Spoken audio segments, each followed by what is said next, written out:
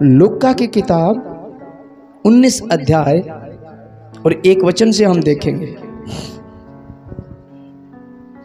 Hallelujah. परमेश्वर के पाक और पवित्र वचन के लिए हम धन्यवाद देते हैं। वह यरीहो में प्रवेश करके जा रहा था।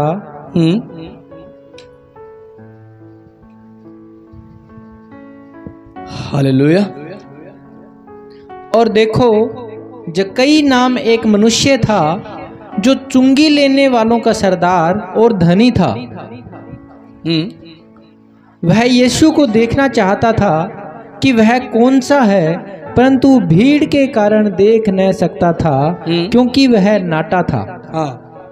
तब उसको देखने के लिए वह आगे दौड़कर एक गुल्लर के पेड़ पर चढ़ गया, क्योंकि वह उसी मार्ग से जाने वाला था। जब यीशु उस जगह पहुंचा तो ऊपर दृष्टि करके उससे कहा, हे जक्कई, झट उतर आ, क्योंकि आज मुझे तेरे घर में रहना आवश्यक है। वह तुरंत उतरकर आनंद से उसे अपने घर को ले गया। यह देखकर सब लोग कुड़कुड़ाने कर कहने लगे, वह तो एक पापी मनुष्य के यहाँ जा उतरा है। आमेन। यहाँ अंतिम वचन को फिर से हम दोहरा लेते हैं। यह देखकर सब लोग कुड़कुड़ाने लगे। इस वचन को हम देखेंगे। यह देखकर कि इसके साथ प्रभु यीशु मसीह हो लिया है, यह देखकर सब लोग कुड़कुड़ाने और बुड़बुड़ाने लगे, ये तो एक पापी के घर चला गया है। इस घटना को सबसे पहले देखते हैं। यहां पे लिखा हुआ है, अब आते हैं हम उसी पे। यहां पे लिखा हुआ है, यीशु यरीहो से गुजर रहा था। उस समस्या, उस दुख और पहाड़ों वाली जगह से गुजर रहा था जहां लोगों के बस की बात, ऐसे नगर, ऐसी जगह पे जहां लोग परेशानियों में, दुखों में, परीक्षाओं में थे, जो अपने आप से कुछ भी नहीं कर सकते थे, जहां डॉक्टर काम नहीं कर रहे थे, वहां से प्रभु यीशु मसीह गुजर रहे थे। पर प्रभु यीशु मसीह जब वहां से गुजर रहे थे ना, तो उनके चारों तरफ जो लोग थे वो तकड़े, हट्टे कट्टे, पूरे हाइट के थे, तंदुरुस्ती में थे, बलवंत थे। उनके आगे यीशु था। समझ पा रहे हैं? यहां पे एक बार फिर पढ़ता हूं। वह यरीहो में प्रवेश करके जा रहा था। वहां जक्कई नाम का एक मनुष्य था जो चुंगी लेने वालों का सरदार और धनी था। वह यीशु को देखना चाहता था कि वह कौन है, परंतु भीड़ के कारण देख न सकता था, क्योंकि वह नाटा था। क्या था? बोना, बिल्कुल ही नाटा जिसको बोला जाता है। अब छोटे कद का व्यक्ति अगर कुछ देखना चाहेगा तो आगे, अगर हट्टे कट्टे लोग, भीड़ ज़्यादा है तो नाटे के बस की बात नहीं है वो प्रभु यीशु मसीह को देख पाए। यीशु मसीह को तो वो देखना चाहता था, पर प्रभु को जो घेर रखा था वो भीड़ इतनी थी कि उसे पार नहीं कर पाता। और वो जक्कई जो था, चुंगी लेने वालों का सरदार था, लेकिन कमजोरियां थी उसमें कि वो नाटा था। नाटा जो कद दिखाया गया ना, इस घटना से हमें कोई लेना देना नहीं है। कौन चुंगी लेने वाला किसको देखना चाहता था, कहाँ बैठ गया, गुल्लर है कि नहीं है, जक्कई है कि नहीं, हमें क्या मिल गया उससे? जो शिक्षा मिलती है उससे हमारा जीवन बदल जाता है, क्योंकि हम भी नाटे कद के हैं, हम भी चुंगी लेने वालों के सरदार बने बैठे हैं। हमारे आगे भी तो भीड़ है, हमें भी तो एक पेड़ चाहिए ना, तभी तो देख पाएंगे। जो भीड़ है ना, वो भीड़ पता कौन है? वो हमारे लिए आज सेम टू सेम उस पोजीशन को आज अपने ऊपर लेकर के आओ। वो भीड़ हमारे लिए हमारी अपनी समस्याएं, हमारे अपने रिश्तेदार, हमारे अपने घर के, अपना मोहल्ला, मेरा कर्म, जिस काम को मैं करता हूँ, ऐसी समस्या, वो भीड़ होती है जो जक्कई के आगे आ गई थी, जैसे उस बेटे के आगे आ गई थी ये भीड़। ऐसी भीड़ जो हम उसके ऊपर से नहीं निकल सकते, ऐसी समस्या जिनको हम दूर नहीं कर सकते। अगर उस भीड़ से निकलूंगा तो कोई ना कोई मुझे कुचल ही देगा, मैं देख ही नहीं पाऊंगा, उससे पहले मर जाऊंगा। तो मुझे क्या चाहिए? ऐसा कौन सा रास्ता मैं अपनाऊं कि जिससे ये भीड़ मुझे परेशान ना करे। तब वचन कहता है कि जेकई ने दिमाग से काम लिया और उसने भीड़ को इग्नोर कर दिया। जो भीड़, जो समस्या, जो परेशानी उसके जीवन में आड़े आ गई थी ना, उसने उसको इग्नोर कर दिया और एक ऐसा रास्ता अपना लिया, एक ऐसी जगह अपना ली जहाँ से वो इत्मीनान से बैठ सके, आराम के साथ, उसे कोई छू भी ना पाए, जो उसके ऊपर हो भी ना सके। एक ऐसा पेड़ जिसको गुल्लर बोला जाता है, उस पेड़ पे चला गया जिसको कोई हिला ना सके, जिससे ऊपर कोई जा ना सके। बाइबल ये कहती है कि वह आगे बढ़कर के, साइड से होकर आगे बढ़कर के गुल्लर के पेड़ पे जा बैठा। अगर वह गली यरियो से जा रहा था तो गलियां ही होगी, अगर गलियां होगी तो मकान भी आए होंगे, तो वो छत पे भी तो जा सकता था। पर हो सकता है कोई घर वाला आकर के, अब यीशु भी निकल गया, वो भी नीचे नहीं देख पाया। कहीं ऐसा ना हो कि एकदम सेम टाइम जब मुझे देखने का वक्त आए और तब कोई मुझे नीचे उतार दे। तो इससे बेटर क्या है, वो रास्ता अपना लो जहां से मुझे कोई उतार ना पाए। वो गुल्लर पे जाकर के बैठ गया कि यहां से मैं इम्तिनान से परमेश्वर को देख पाऊंगा। और वो गुल्लर पता है क्या है, यही तो है वो गुल्लर। आपने सब समस्याओं को दूर कर रखा है, कोई रिश्तेदारी कुछ भी, आपको कुछ भी नहीं आगे आएगी। यहीं बैठो इम्तिनान से, इसी रास्ते से प्रभु यीशु मसीह गुजरेगा, आपको आराम फरमाना है, इंतजार करना है उस आशीष का। जब वो आएगा तो वह कहेगा, आ बेटा मैं तेरे घर चलता हूँ। यकीन मानना, जब ऐसा हो जाएगा ना, आत्मा का फल जब आप में आएगा, प्रभु यीशु मसीह जब आपको स्पर्श कर देगा, जब प्रभु यीशु मसीह आपके जीवन में काम करना शुरू करेगा ना, कुड़कुड़ाना बुड़बुड़ाना शुरू हो जाएगा। समझ पा रहे हैं ना?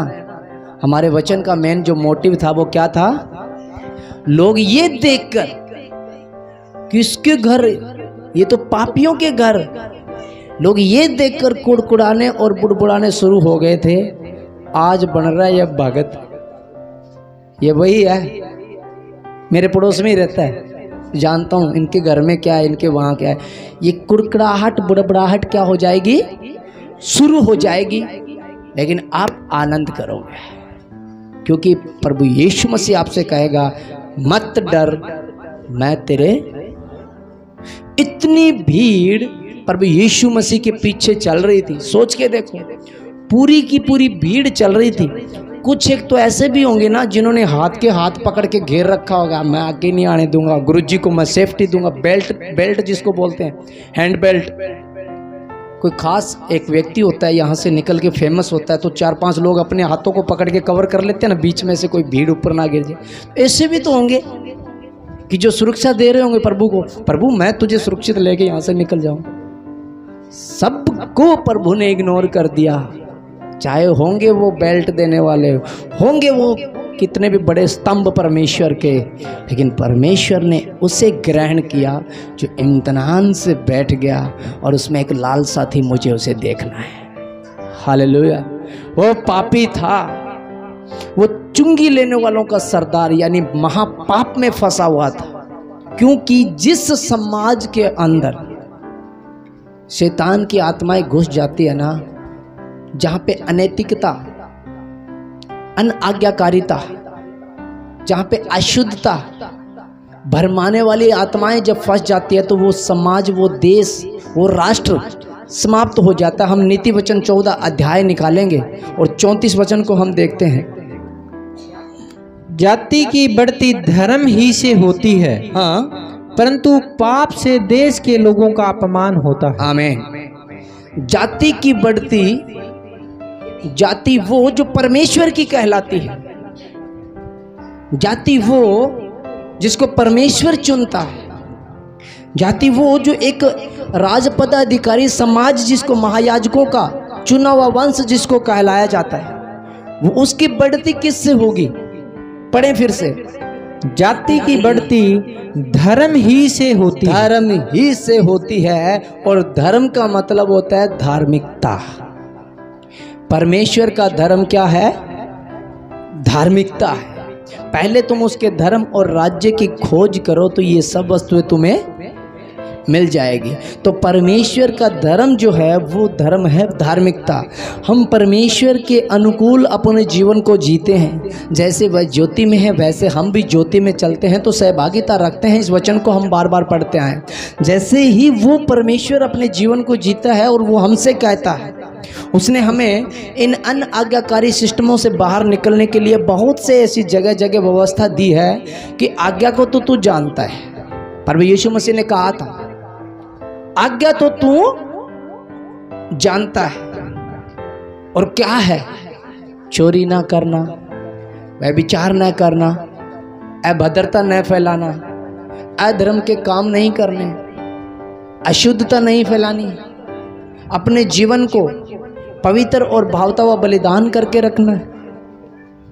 जक्कई को जब परमेश्वर ने चुन लिया और उसके घर में उद्धार आया ना, तो प्रभु यीशु मसीह ने कहा आज इसके घर में उद्धार आया है, क्योंकि यह भी एक अब्राहम के वंश का बेटा है, यह भी अब्राहम का बेटा है। पर उससे पहले जक्कई ने पता है क्या बोला था?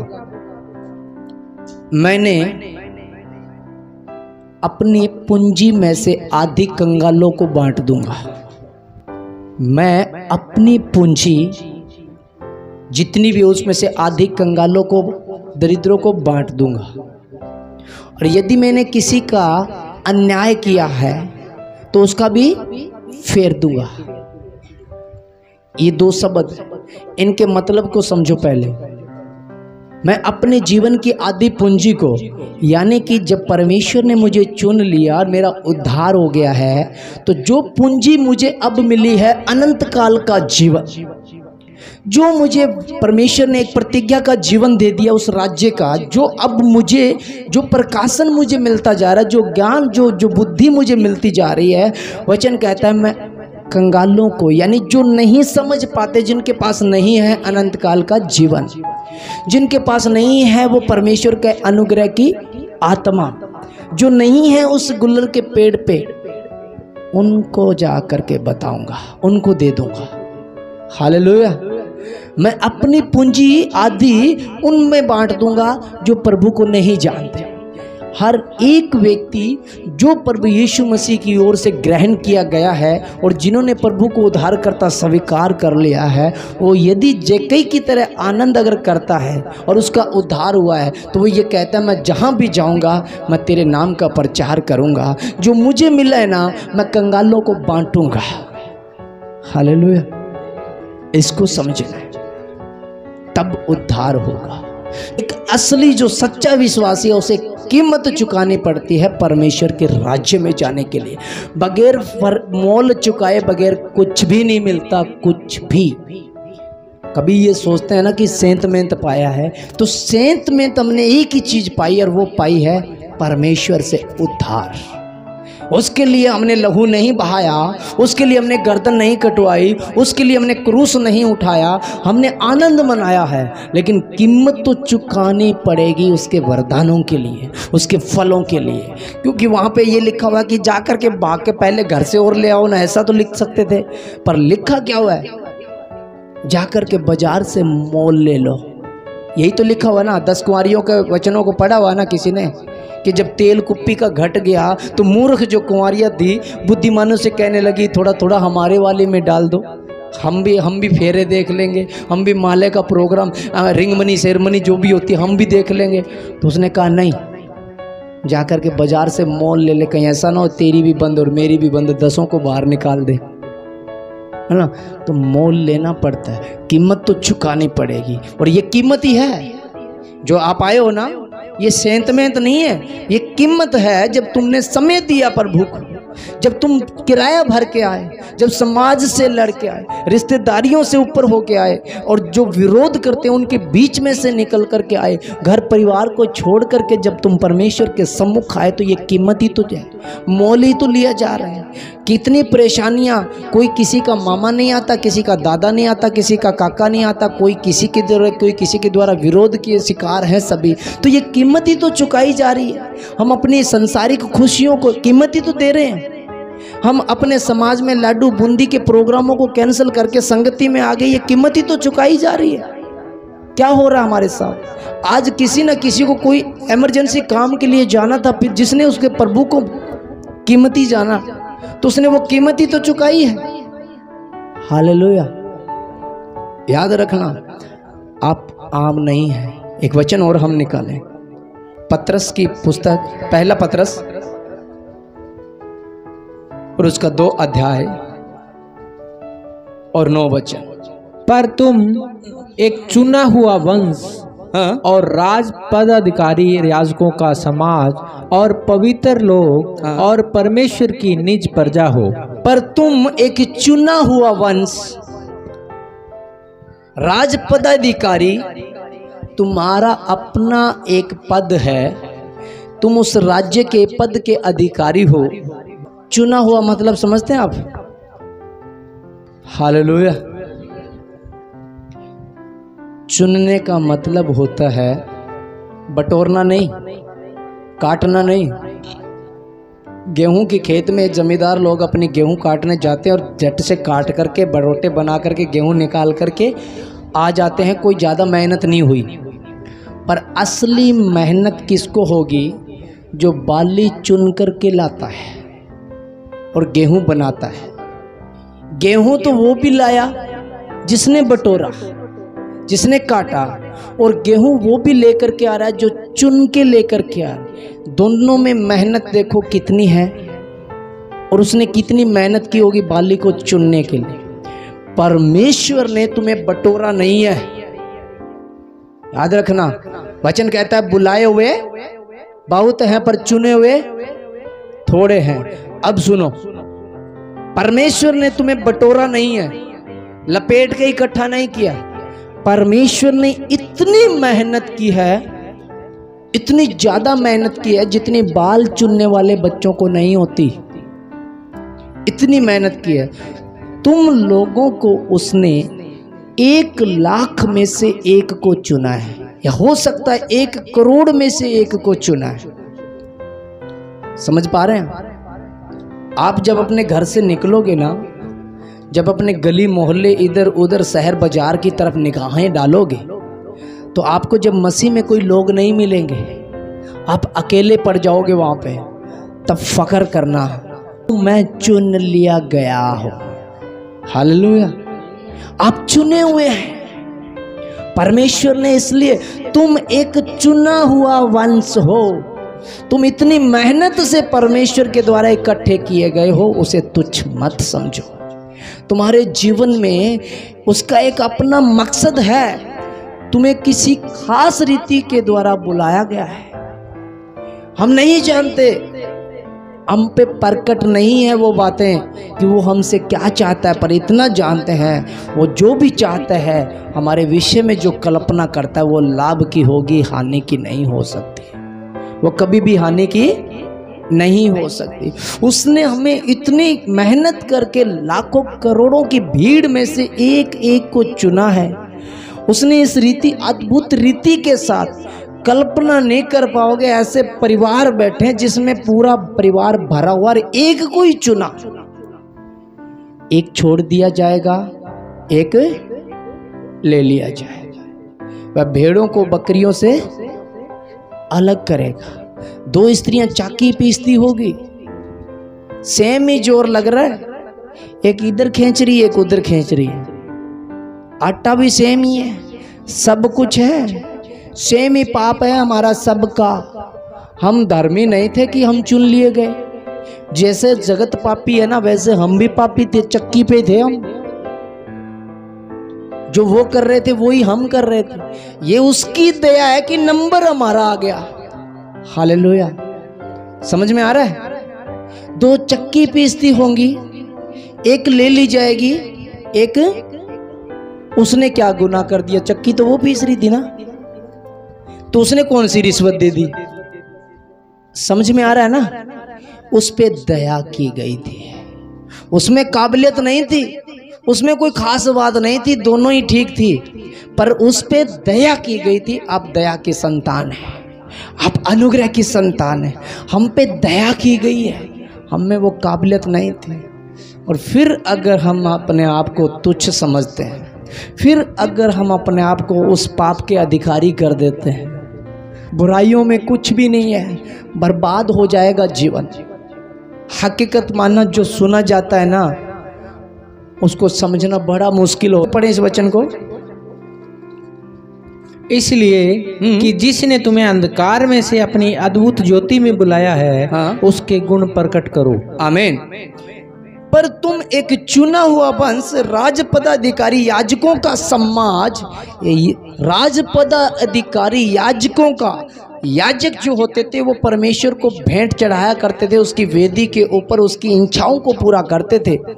उसका समाज, तुम परमेश्वर की इच्छा पूरा करने वाले, तुम उसकी वेदी के समीप जाने वाले लोग हो, तुम याजक बना दिए गए हो, तुम उसकी आत्मा के करीब जाने वाले हो। और आगे लिखा हुआ है, और पवित्र लोग हो, तुम्हारे अंदर अशुद्धता नहीं होनी चाहिए, तुम्हारे अंदर कामुकता नहीं होनी चाहिए, अनुचित रीति के साथ जैसे अन्य जातियों में होता है वैसा तुम्हारे बीच में न हो। जैसे जो लोग परमेश्वर के नहीं है वो जीवन को जो व्यतीत, वैसा जीवन हमारा नहीं हो। मैं परमेश्वर को, हमें अपने आप को पवित्र और भावता हुआ बलिदान करके चढ़ाना है। आगे क्या लिखा हुआ है, उसकी निज पर जाओ। तुम कोई ऐसे ऐरे गहरे नथु खेरे नहीं हो, उसके निज संतान होने के लिए बुला लिए गए हो, तुम एक उसके वंशज के लिए गिन गए हो। और इसलिए कहता है कि उसने, इसलिए जिसने तुम्हें अंधकार में से अपनी अद्भुत ज्योति में, भजन संहिता में एक वचन में लिखा हुआ है, परमेश्वर अगम ज्योति में रहता है और अंधकार ने उसे घेरा हुआ है। हालेलुया। वचन कहता है परमेश्वर एक ज्योति में रहता है और अंधकार ने उसे घेरा हुआ है। ये जो संसारिक वैभव जो हमें नजर आता है ना, जो संसार में आनंद मौज मस्तियाँ डांस डीजे वगैरह, जो ये गर्लफ्रेंड बॉयफ्रेंड जो नजर आते हैं ना, ये अंधकार जो है इसने उसको घेरा हुआ है। वो ज्योति है, वो प्रकाश में है। मैं बच्चों के साथ भविष्य का खिलवाड़ हो रहा है। शैतान ने हर जगह घेर लिया है। जहां बोलते हैं ना कि यहाँ से बच्चा शिक्षा लेकर के निकलेगा, वहीं पे शैतान ने अपना डेरा रख दिया है। प्रकाशित वाक्य और 2 अध्याय 12 वचन को जब आप पढ़ोगे ना, तो वहाँ पे लिखा हुआ है, निकालना मत, मैं बता दे वहाँ पे क्या लिखा हुआ पता है। वहाँ पे लिखा हुआ है, मैं तुझे जानता हूँ, तू वहाँ रहता है जहाँ शैतान का सिंहासन है और तू मेरे नाम पे सिथर है। इस वचन को मैंने बहुत बार पढ़ा था, पर जब रात पढ़ा था मुझे मेरा बेजा फट गया था। उसमें लिखा हुआ वो सिथर है। सिथर का मतलब समझते हो? प्रभु यीशु मसीह ने कहा था, जो अपने आप को सिथर समझता है ना, वो क्या रहे? चौकस रहे। जो अपने आप को मजबूत समझता है ना, भी मैं हिल ही नहीं सकता, वो चौकस रहे। लेकिन इसके विषय में लिखा हुआ है कि मैं जानता हूं तू वहां है जहां शैतान का सिंहासन है, पर तू मेरे नाम पे सिथर है। वो पास्टर होगा, वह कलीसिया होगी, परमेश्वर के वचन होंगे, बाइबल होगी, और उनका विरोध भी समाज करेगा, विरोध भी जगत में होगा उनका, और वो मारे पीटे जाएंगे। पर लिखा हुआ है वो उसके सिंहासन पे बैठे होंगे। अब समझ में आ रहा है कैसे दास होंगे। जिसका विरोध होता है, हमें ये लगता है कि परमेश्वर का काम हो रहा है इसलिए विरोध हो रहा है, लेकिन बाइबल ये कहती है तू सदैव उस नाम पे सिथर है जो मेरा है। ठीक है, शैतान भी ऐसे परिस्थितियों में, तो उसने अपना अड्डा वहाँ जमा दिया है जहाँ जहाँ से हमने अपने बच्चों को, अपने घर को, अपने समाज को, हम पढ़ रहे थे ना, जाति की बढ़ती तो धर्म से होती है, धार्मिकता से, पवित्रताई से होती है, पर जगत कुमला जाता है। पढ़े नीति वचन उसके 14 अध्याय 34 वचन को मैं पढ़ लेता हूँ, निकालना मत। जाति की बढ़ती धर्म से होती है, परंतु पाप से देश के लोगों का अपमान होता है। पूरा राष्ट्र सत्यानाश हो जाएगा पाप से। हम परमेश्वर के राजपदाधिकारी वंश हैं, चुना हुआ, पवित्र। इसलिए वचन कहता है उसके गुणों को प्रकट करो।